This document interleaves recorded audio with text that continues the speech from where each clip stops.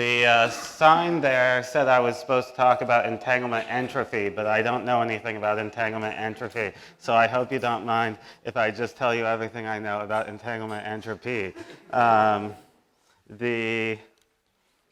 So this link here, a couple years ago, I taught a mini course at the University of Maryland on some set of topics that has non-zero overlap with what I'm going to present. So some of my notes will be there, as well as notes on things I won't present, as well as homework problems, and a now out-of-date bibliography.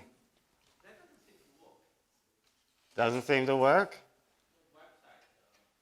Did you put like the HTTP stuff in front? That's a tilde. It's a tilde. What did you think it was? Maybe I shouldn't ask this question. Okay. So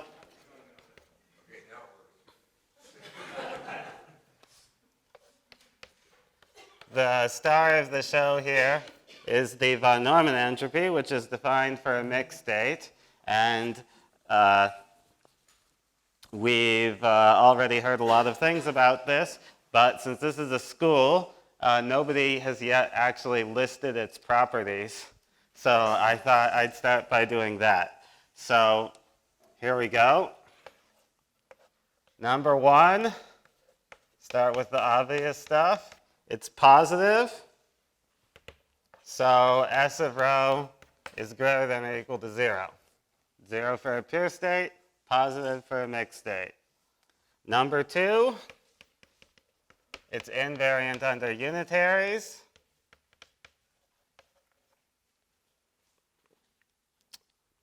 So that actually has two pieces. One of them says that if I start with a density matrix rho and I conjugate it by a unitary, which a unitary transformation of a density matrix, I have to act on the other side with the adjoint, then that's the same as the entropy of rho. But if we're talking about in this sort of finite dimensional Hilbert space context, there's another thing you can do, which is an invariance, which is that you can add extra zero probability eigenvalues, and that doesn't change the entropy either. A third thing is that this thing is additive. So that means that if we take the entropy of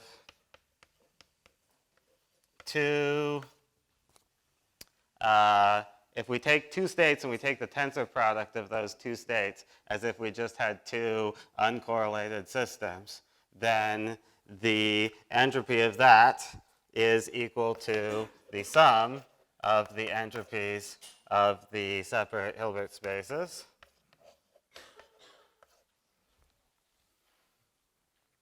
Number four is the triangle. The triangle inequality. So this says that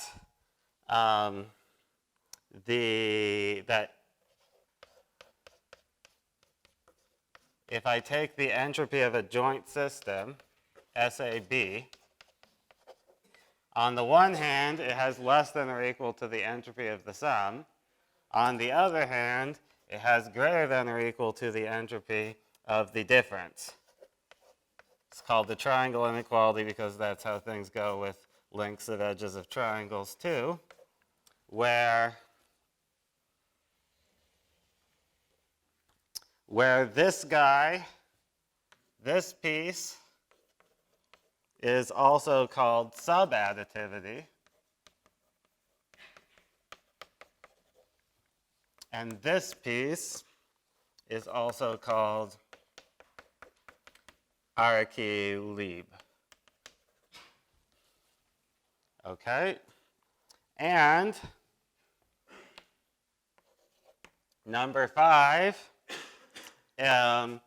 it's continuous if the dimension is finite, or if the dimension is infinite, then it's actually what's called lower semi-continuous,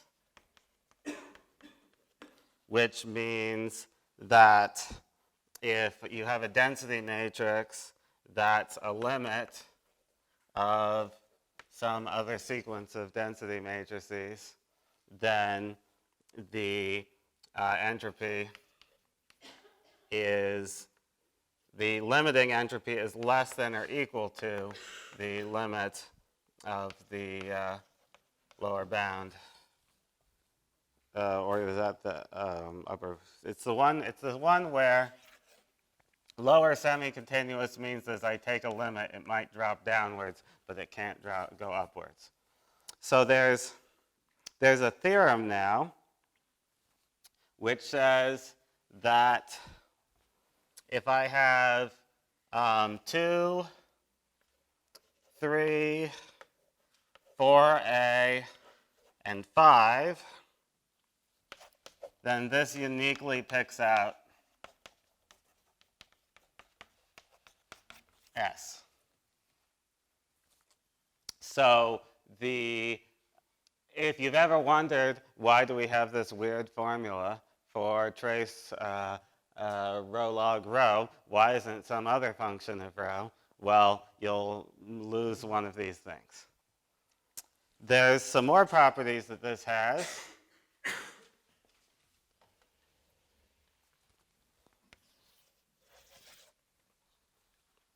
That are nice. One of them, this subadditivity thing is nice by itself, but there's something even stronger, which is called strong subadditivity. So this is 6.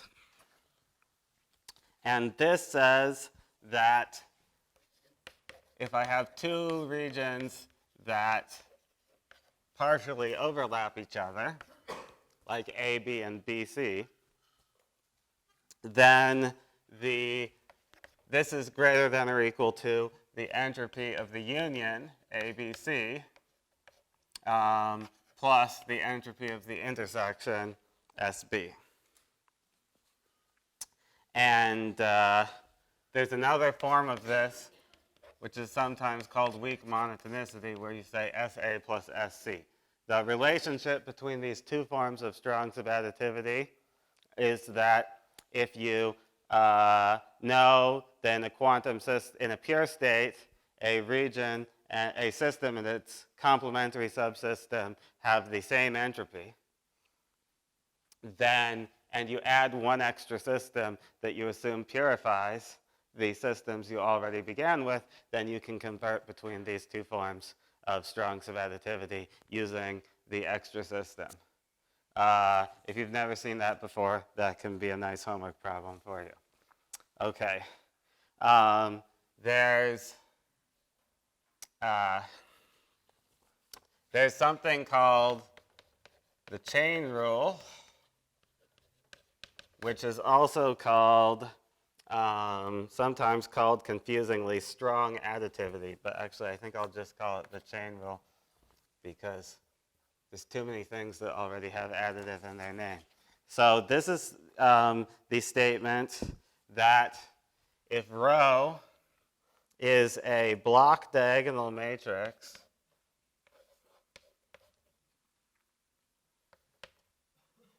so this is sum over a block diagonal matrix with some coefficients that normalize this, so each of the row i's is normalized, and then lambda I is the coefficient that makes it not normalized.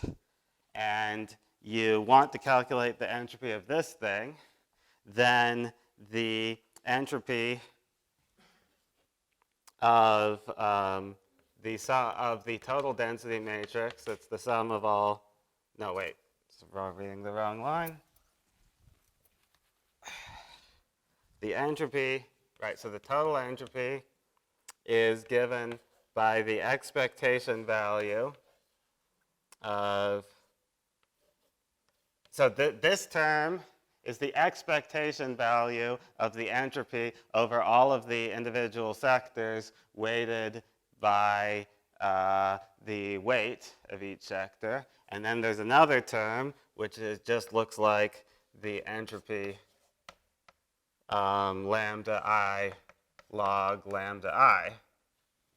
It just looks like a sort of Shannon entropy of these sectors. So it's sort of a chain rule because it lets you iterate. It says there's the expectation value of the entropy for each system. Then there's the entropy that's associated with the ignorance of you don't know which system you're in. And actually, from a thermodynamic point of view, this is a very important property because what we do a lot in thermodynamics is we have macro states. So we have a situation where we have a number of macro states that are maybe macroscopically distinguishable, and then in each of these there's a variety of microstates. So this means if you have some density matrix and it's distributed between the various macrostates, that you can use this formula to work out what you might typically say that it's maximally mixed in each macrostate. You could use this to see that the entropy you would usually associate to each macrostate comes into the thermodynamic formulas in the correct way. That's just additive. This would not be true. These properties are not true for the Rayleigh entropy, for example. And there's one more property, which is concavity, which says that if I have a bunch of weights that add to 1, and I take the entropy of the density matrix that's just a linear mixture of all of the density matrices, then the entropy of that is greater than or equal to the sum of the weighted entropy of each of these. And actually, this property is implied by either 6 or 7. So this is just, if you plot minus trace rho log rho in a, if I just had probability between 0 and 1 to be in one state and have another state, the entropy is always going to look like a concave function. The second derivative is always going to be negative. Okay, so that's some properties of the entropy that you should know about.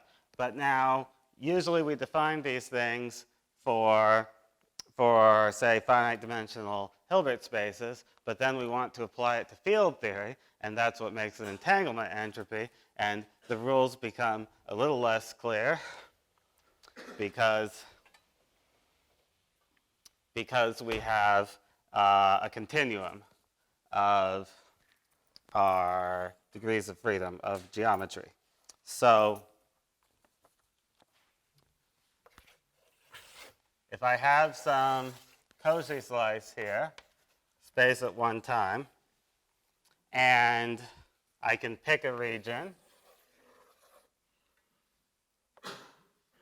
So we can call the region R, and I've got a density matrix of the region restricted to here, but to really define that, I need to put in a cutoff that's at some distance epsilon from the boundary. So at the end of the day, my quantity here is going to depend on my choice. First, this is sort of obvious, but I'll say it anyway. It depends on which quantum field theory you pick. It depends on which region R you pick. It depends on which state psi you pick, but restricted to the state rho in this region. And it depends on your short distance cutoff, epsilon. And I mean, it depends on this not just as a number, but it depends on your choice of regulator scheme. So there's a variety of regulator schemes we can consider. So the Tom Faulkner mentioned this a little bit, but since there's a variety of schemes, there's the lattice scheme, where I break my field theory into a lattice. I take some collection of lattice sites and call it my region. Now I have the advantage that this is literally a von Neumann algebra. I have the disadvantage that I have a different system than the one I started with, and at best it flows to the one I started with when I RG flow into the IR. Another thing you can do, there's also a sort of modification of the system, is an Etuch brick wall. Will Donnelly says he missed his chance to take a picture of a tuff next to a brick wall, so he could caption it like this.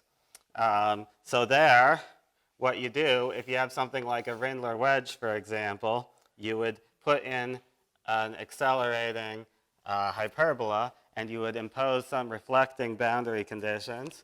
And then, if we were doing this in case where we knew that the region outside was thermal, we might put a thermal state outside here.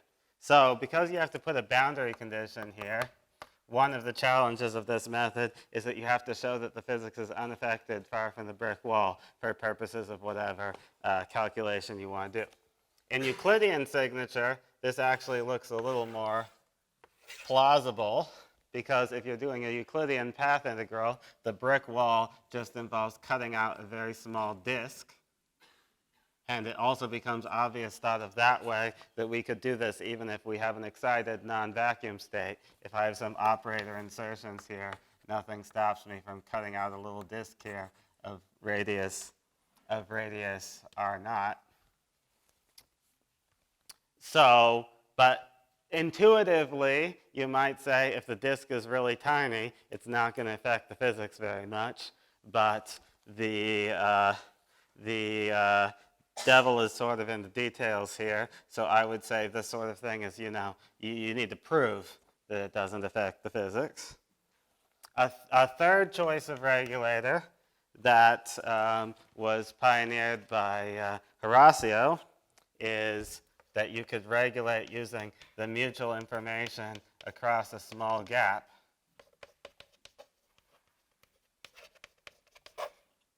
So there the idea is that if I have a region A, I'll draw this with one space dimension. So if I have a region A and I want to know the entropy of that region, then I'll call this side B. What I do is I take this gap, since there's short distance entanglement across here, what I do is I widen this.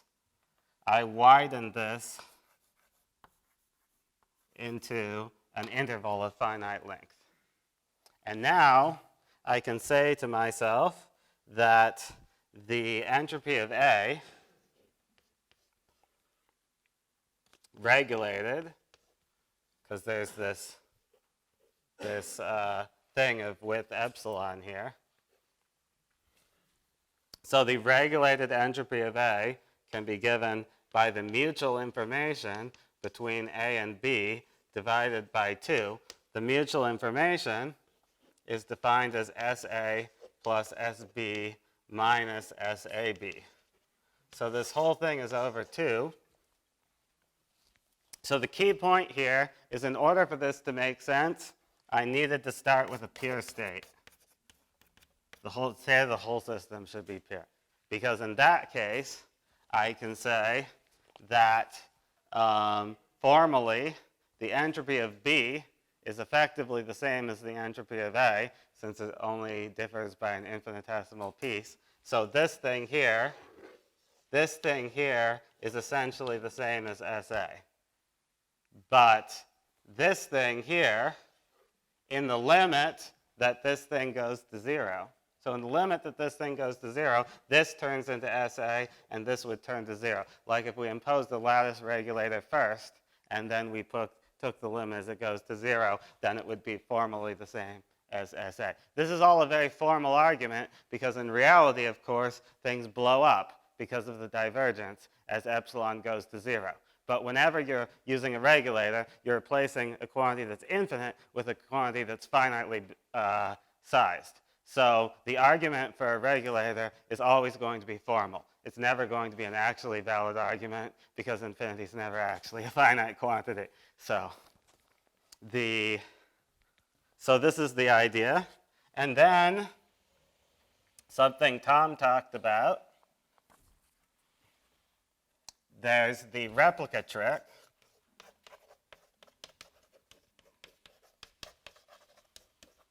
Since Tom went into a great deal of detail about this, I'm not going to go into as much detail, but as you know, it involves taking n copies of the path integral glued along a boundary to create a conical singularity, and then you can define the entropy as the limit of the Renyi entropies, which is equivalent to say that when we analytically continue in n, we want 1 minus n derivative of n of the log of the partition function. So I don't think that's this. I don't think this is exactly the same formula that Tom wrote down, but it's equivalent to it. This is the way I remember it, and then whenever I see the other one, I have to work it out algebraically. So, of course, this is in the limit. This involves a limit as n goes to 1. So, strictly speaking, I didn't really need to write this n here, since that's just going to go to 1. But if I put this n here, that gives me the von Neumann entropy at every value of n. So, so it's sort of there. Okay, so when you do the replica trick, you end up with a manifold that has a conical singularity. And so you might worry, what's the effect of the conical singularity? Well, there's sort of two separate things. There's the fact that the conical singularity is perfectly sharp, and there's the fact that it has curvature. So to deal with the fact that it's perfectly sharp, I could always just regulate it by smoothing it out a little bit, smoothing out the tip and turning it into a little bit of curvature. This turns out to be pretty innocuous.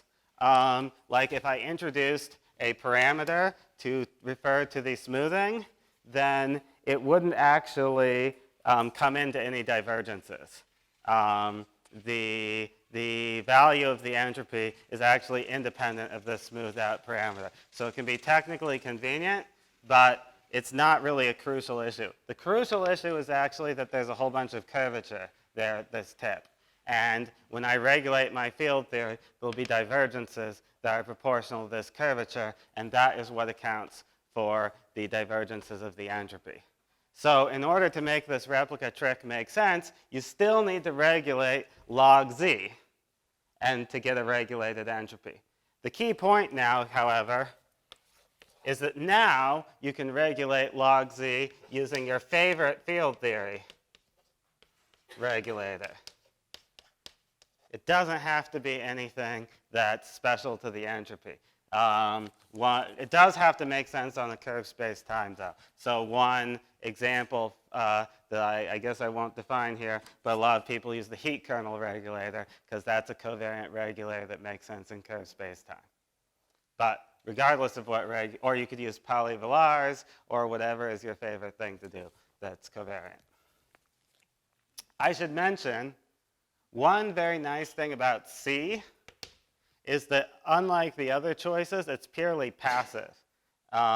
It's sort of, if I put in a lattice or a brick wall, then I'm changing my theory. I'm changing what I'm doing.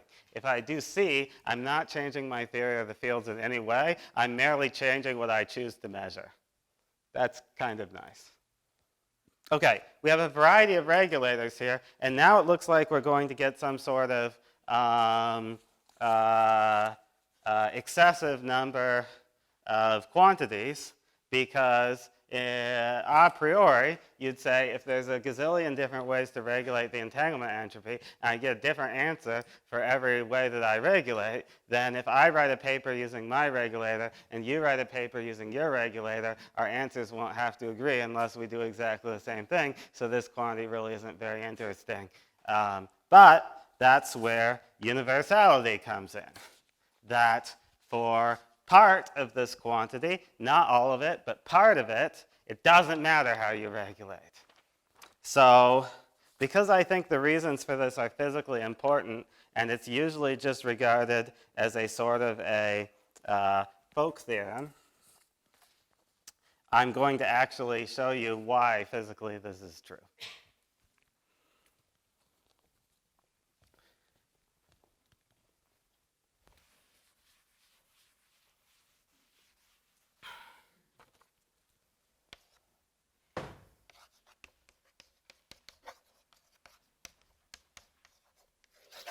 I'm going to do it by talking about the assumptions that make it to be true. So the key point, if I look at this picture, so entanglement is not exactly a local thing. And because it's not exactly a local thing, this thing is not just going to be exactly a local geometrical, it's not just going to be an integral of some density, as if I were measuring the total energy of this region. I just integrate the stress energy tensor or something like that. But there is a sort of approximate factorization that's due to the fact that the contributions coming from very different energy scales, or if you prefer, inverse length scales, do more or less factorize. So the first assumption I want to make is that contributions to S from scales that are very different from each other factorize, meaning that they add up independently. So in particular, that would mean that, I have two scales in this problem. I have a sort of IR length scale, which is associated with some IR attributes of this region. For example, if this were a disk, then it would be the radius of the disk. On the other hand, if it was a more complicated and wiggly geometry, it would just be at whatever scale I have to zoom into where this starts becoming smooth. So there's an IR scale, and there's a, which I guess I'll put at the bottom here, and there's a UV scale. So the IR scale is cut off by the region itself, by LIR. And the UV scale is cut off by my UV regulator, whatever that is. Okay? So the important point now is I need to make some assumptions about the UV and the IR physics. So what one tells me is that this is going to end up being an integral of something over the different over things that factorize apart each point. But the second point I'm going to make is in the UV, the contribution are local. By local, I mean they're an extensive integral on the boundary. So the idea is the UV modes, because they involve very short distances, they don't really talk to each other at very far distances. So it's not just going to factorize by scale. In the UV, it's going to factorize separately in each region along this boundary. So the statement is that the UV contributions are local, and that their contributions scale in a dimensionally correct way.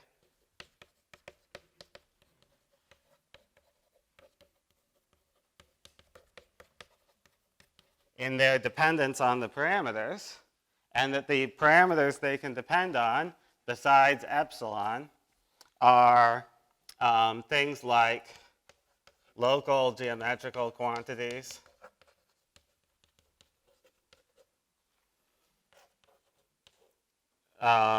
things like curvatures, extrinsic curvatures, and so on, or they can be things like coupling constants. Oh, I already used lambda.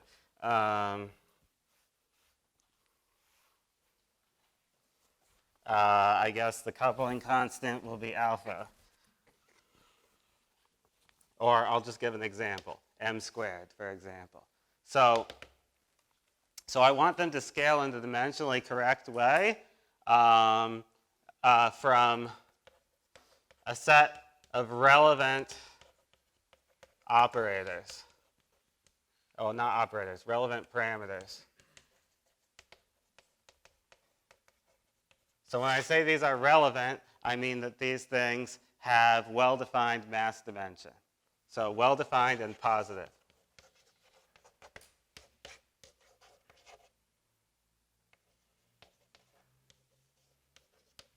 Of course, I could also add some marginal couplings, like the coupling constant of CFT, but that won't be scale dependent in any way. So that will factorize it. That will not. It can affect the coefficients, but it won't affect the parameterization.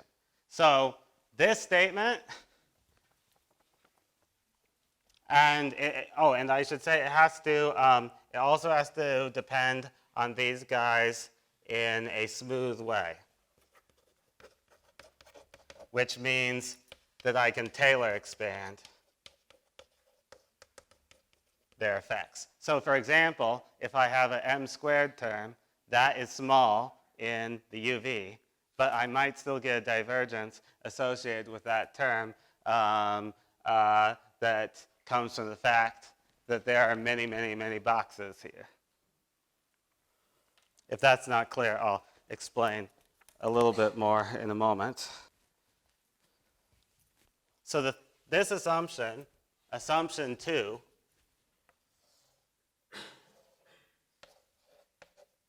applies to everything except the stuff near the IR, because the stuff near the IR can be non-local in a sort of arbitrary way. Assumption 3 will be the opposite. It will apply to everything except the UV. Assumption 3 is that the IR physics, so the contributions from scales that are much greater. Lambda is a wavelength to me, so this has units of distance. Contributions from scales that are much greater than the cutoff are independent of the cutoff and the scheme. So when I say it's independent of the cutoff and the scheme, I mean it's independent not only of what the numerical value of epsilon is, so long as you're far from the cutoff, it's also doesn't care which of these various schemes you use. What is the motivation for that? Well, a good cutoff should change the physics in the UV without changing the physics in the IR too much, right? Otherwise, it's not a cutoff. It's a change to your physics that you would measure at big scales. So, sort of by definition, a good UV cutoff only changes things close to the cutoff. If you assume all of these things, the implications now are that, so I can use assumption 1 to integrate, and I can use dimensional analysis to see that what I'm going to end up with is an integral over d lambda from the IR scale to the epsilon scale. My local piece is going to look like an integral of lambda to the powers. Okay? Plus, there'll be a non-local IR piece. That is this piece down here that assumption 2 doesn't apply to. And so when I integrate a power, as you know, when you integrate a power, you always get another power with one exception, which is when the power is -1, in which case you get a log.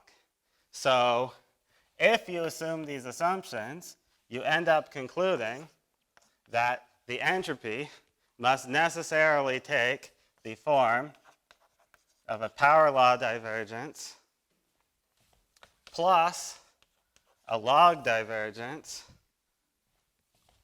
plus a finite piece, where this finite piece can be non-local, but these guys have to be local. Okay? Does this make sense? Any questions on this so far? Can you repeat why you put the integration of powers there at that part? Yes. So the integration of power, this is just the, I mean, when I integrate, this is just the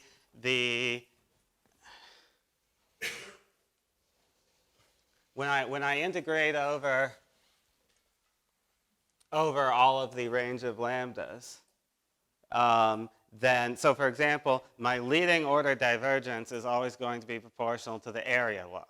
So dimensionally, the leading order power here, which is the area law, goes like 1 over epsilon to the d minus 2.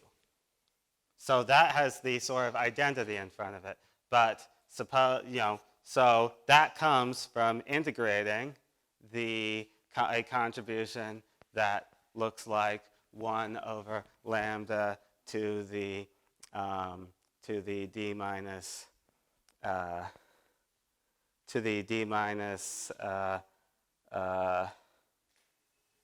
when you integrate, you add 1 power.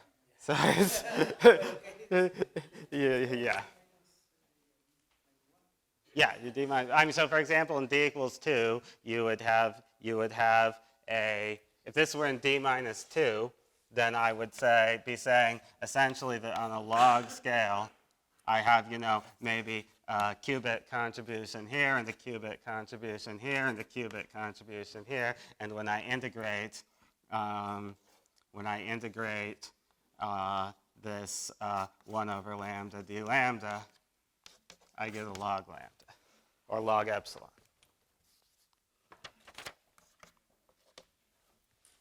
Okay, so this is just the integral. Oh.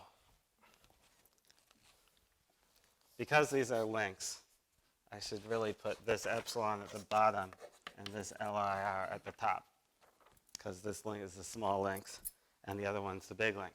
Okay, so, but then if I had an m squared, for example, the m squared is going to affect what's happening in these boxes. And so I would have a contribution that is plus like m squared, and then by dimensional analysis, this would be lambda to the 1. In this case, it gets a convergent answer. But if I were in higher dimensions, where the power goes up, if I were in 4 dimensions, I'd have a log divergence proportional to m squared. I'm actually going to write down the formulas in different dimensions in a moment. I'm being schematic. Yes?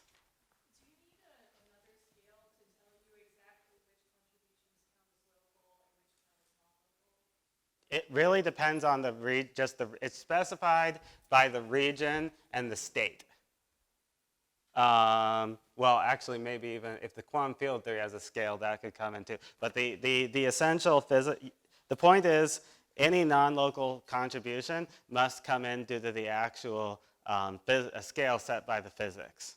So, for example, if I have some region of a given shape, then if I'm at a scale where the region looks non-trivial, then there'll be non-local contributions. But if I'm very close to the boundary and it looks approximately like Rindler space, then the contributions will be local. Yeah. But I mean, so for example, if you had a very high energy excited state with complicated internal structure that took place at a scale, if this region had galaxies in it and each galaxy was 1/millionth of the size of the region and they were clumped in some interesting way and all entangled with each other, I certainly wouldn't expect locality until I got below that scale. But usually in field theory, it just means small compared to the size of the region, assuming the region doesn't have like funny curlicules or something, in which case it might be the size of the curlicules. Okay, so these assumptions indicate that it takes this form, but then assumption 3 says the dependence on the regulator, the dependence on epsilon takes a different form because the dependence on epsilon can only come from up here. So in particular, I'm not going to get a log because I don't actually integrate. I just have a term that's local right at the boundary at the cutoff scale. So what I find is my dependence on epsilon takes the form of a power plus no log, plus there could conceivably be a local constant. Why? Because 0 is a power. Epsilon to the 0 is still a power of epsilon. But this guy has to be local. So what do we conclude is that there's a bunch of universal information here. This guy is called scheme dependent.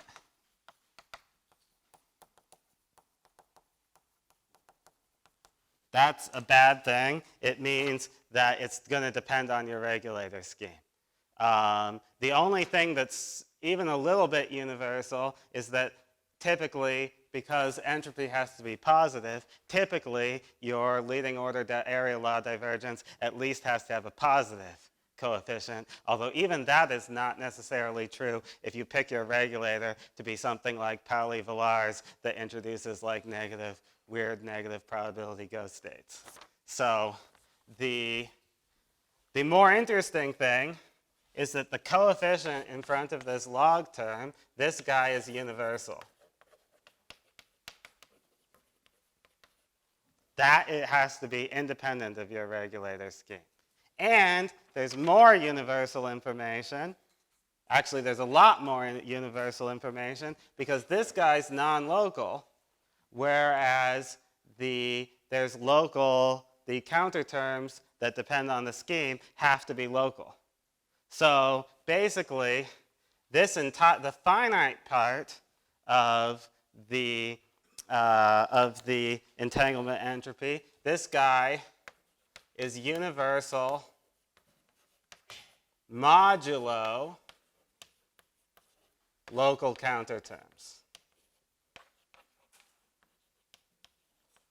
where typically in odd dimensions there are no local counter terms you can write down, and so this thing is just universal.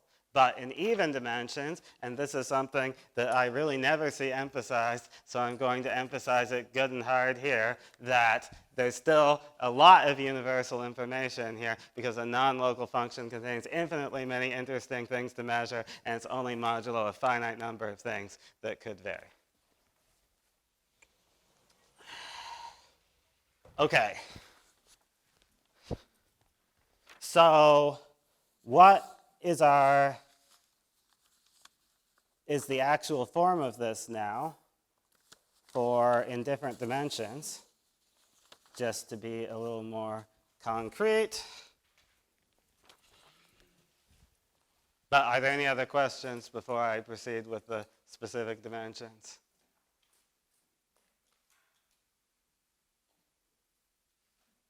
Okay, great. So D equals 2, in a D equals 2 CFT, I get that the entropy is given by, this is the entropy of an interval.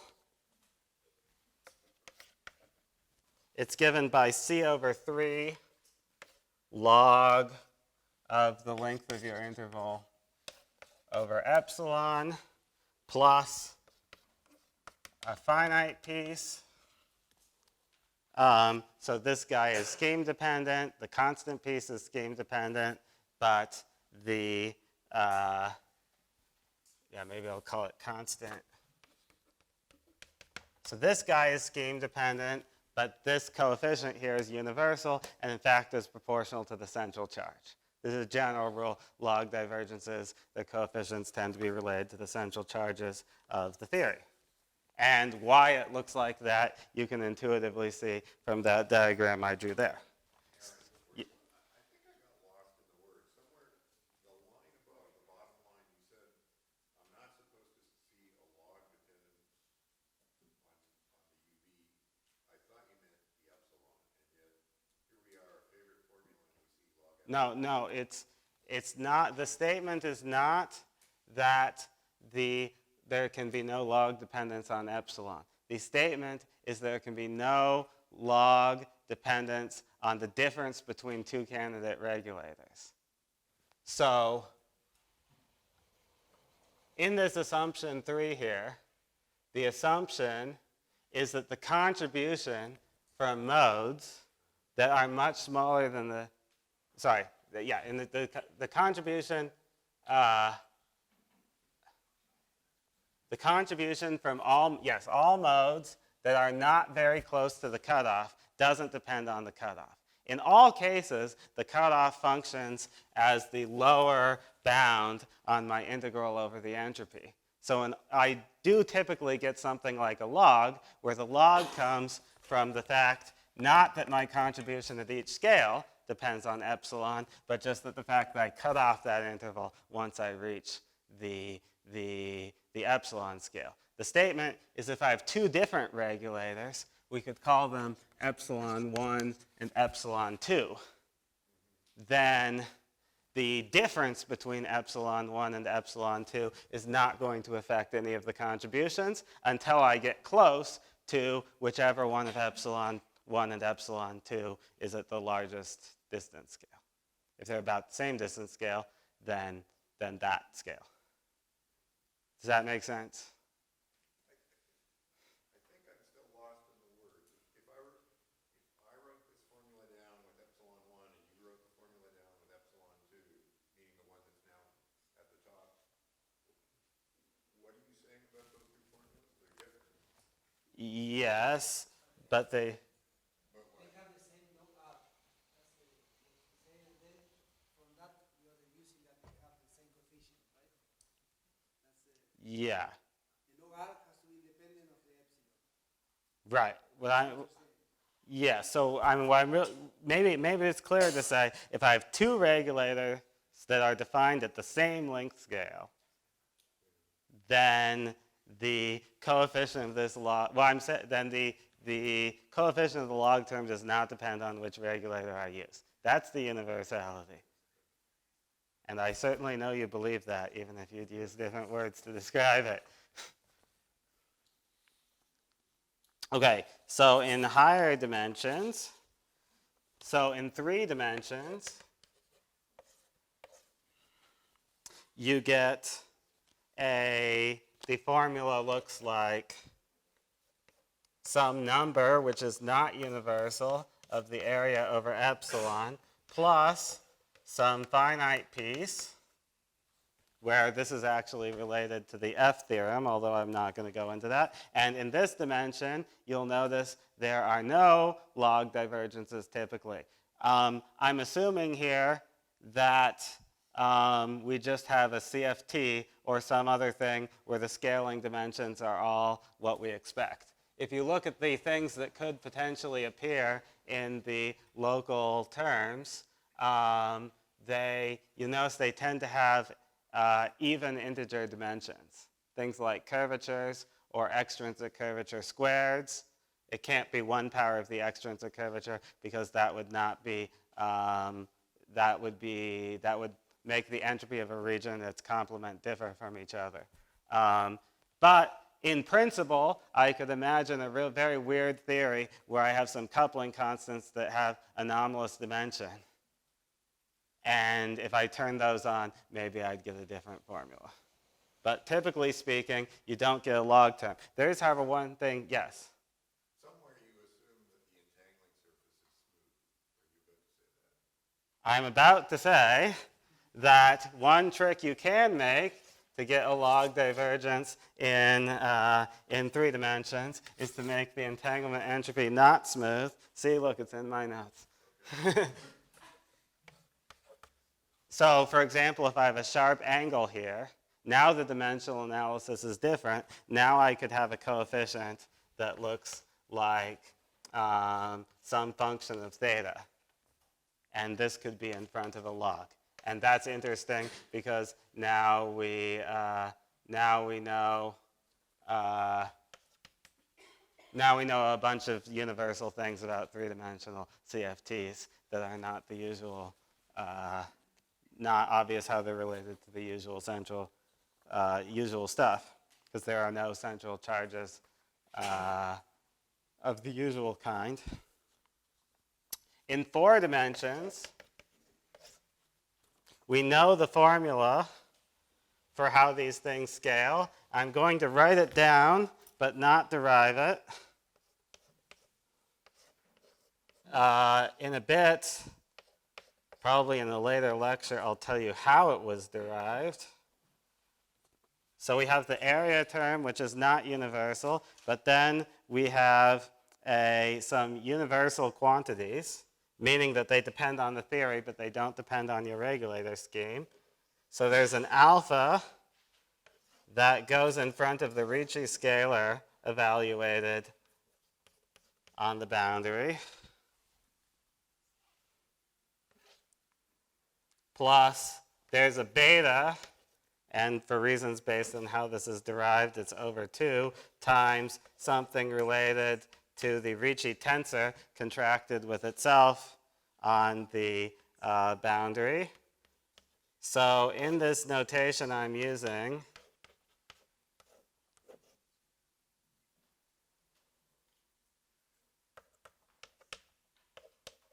I and J represents transverse directions.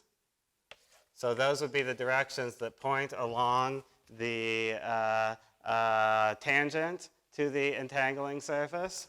And a direction like A would be a normal direction. And written in this way, something like the extrinsic curvature has 2 indices that are tangent and 1 index that is normal. So this is an expression that involves the Ricci tensor contracted in the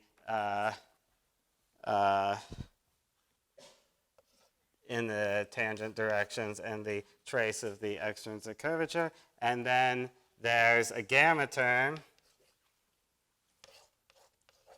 which involves the Riemann tensor and the not trace of the piece, not traced out extrinsic curvature. And in general, there could also be, if your theory has a mass, so this is the answer for a free field of mass m, there would be a term that looks like m squared that's an area law divergence. And these are all the log epsilon divergences, plus there's a finite piece. So You don't necessarily should memorize, you shouldn't necessarily memorize every aspect of this. The thing to know is that all of the various sort of curvature coefficients you can write down come in. The extrinsic curvatures come in a particular way, which was derived by a careful use of the replica trick and aren't independent coefficients. So these are basically just the 5 dimensionless things you could write down that come in this way. A relevant parameter like a mass can also come in. And these things, which are integrals of extensive quantities, go in front of the log epsilon. Now, if we have a CFT, then there's a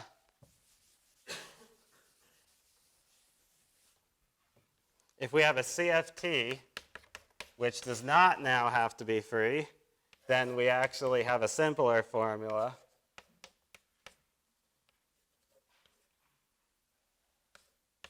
Where everything depends on the 2 central charges.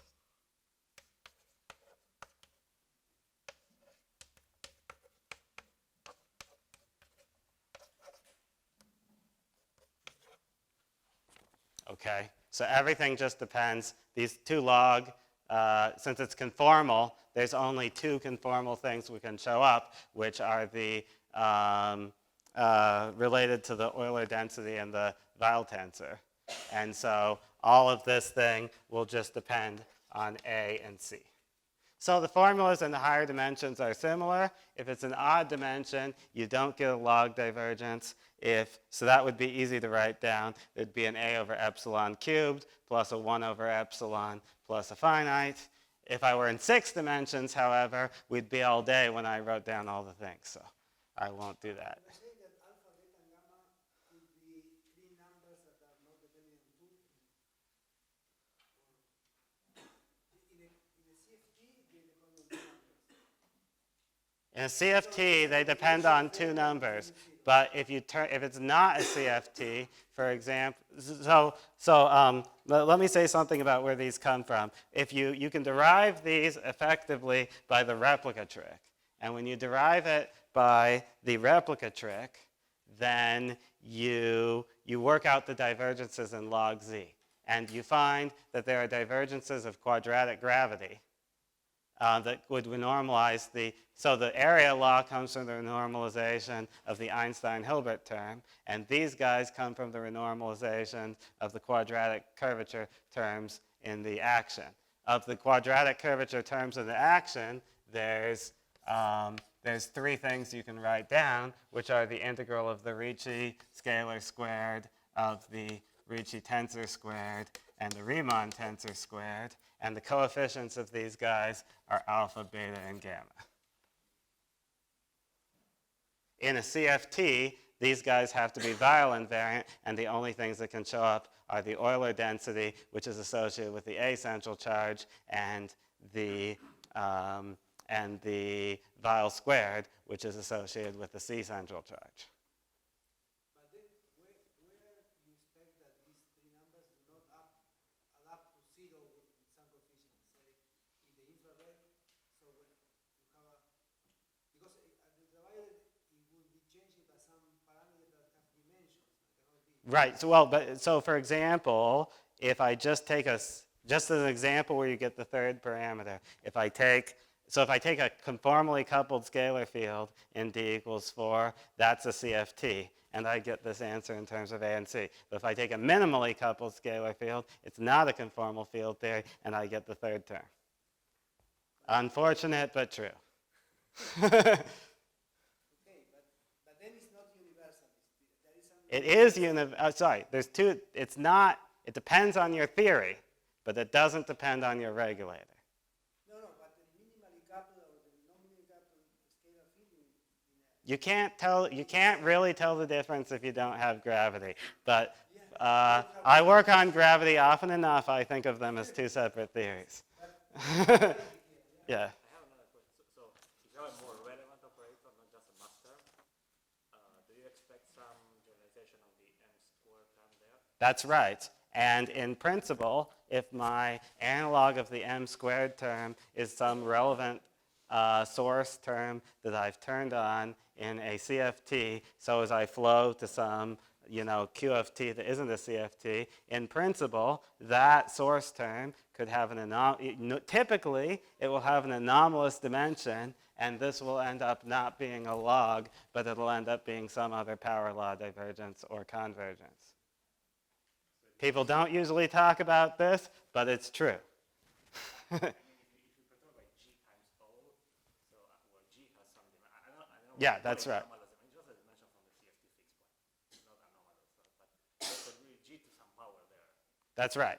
Then you can see what will happen is if your G has the same dimension as m squared, if it's dimension 2, it'll come in just like this. But if G is, if it's has a smaller dimension, which makes it less relevant, but still relevant, it'll come in as a subleading power law divergence. And if it's sufficiently low dimension, then you may even get divergences associated with the square of the coupling, or that coupling times some other coupling.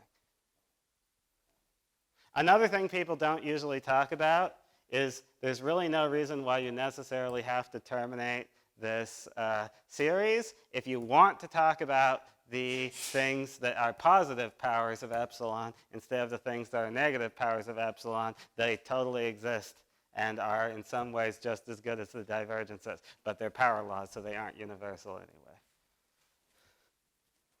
I noticed you are Yeah. asking for carrying variance, right? Okay. So yeah, these I mean, part of the philosophy here is there's a bunch of folk wisdom about what usually happens, but I want you guys to know why it happens, so when you are confronted with a theory where it doesn't happen, you can not be too confused. Because I listed these assumptions. I know theories where these assumptions are violated. So I'm not saying it always necessarily takes this form. I'm saying there's reasons that it takes this form usually, and you want to know those reasons because they don't always apply.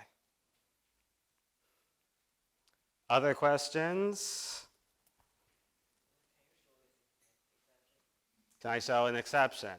Okay, I'll tell you two exceptions. One exception is ordinary QCD, because the parameter in QCD, based on the conversation we just had, that was all about relevant operators. But the QCD operator is weird. Not operator. It's not operator. It's a coupling constant. The QCD coupling constant is weird. It flows its inverse flows logarithmically. So that violates the assumption that my relevant parameters have well-defined mass dimension. So if you integrate that, if I assume that my contribution from each of these boxes will be some function of the coupling constant, because the coupling constant is flowing in a very strange way, I'll get a strange answer for my integral, and it won't take this power plus log form. That's one example. Another one is something I've been working on with Will, where you end up with a log divergence of epsilon if you take an ordinary massive scalar field and you put in a brick wall, but you put Dirichlet boundary conditions on the brick wall instead of Neumann. Not going to prove that to you right now. It's a paper we're writing right now. But it's the case. I believe in one of the talks in the workshop, if you were there, somebody mentioned an IR, log-log divergence of the mutual information. That's another manifestation of this same phenomenon. And the reason why that happens is because there's a mode, when you work everything out, there's a mode that's sort of more non-local in scale that doesn't, there's a mode that doesn't factorize cleanly between the different scales. And that's what causes it to happen. So all of this is warnings based on hard experience. And, like Like parents with children, you'll probably just completely disregard my warnings until you burn yourself on your own theory, but that's okay. That's how we learn. Other questions?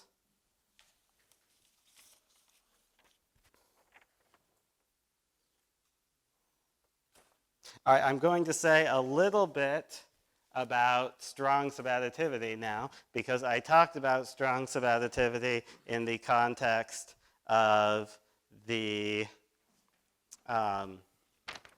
I talked about strong subadditivity in the context of these properties of the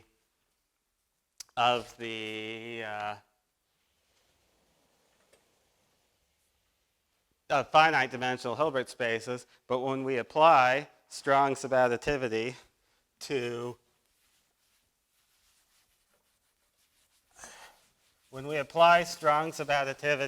field theory, there's the question of how these divergences come in.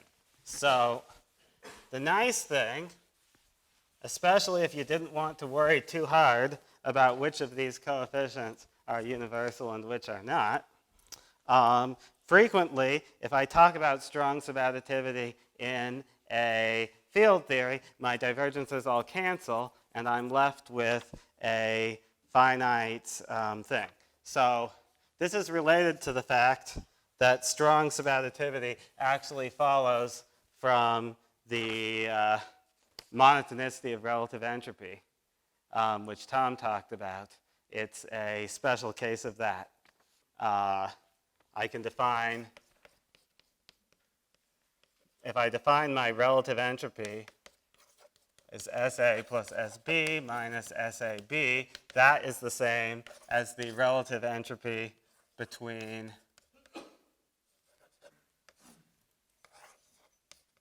the state in AB and the state that is the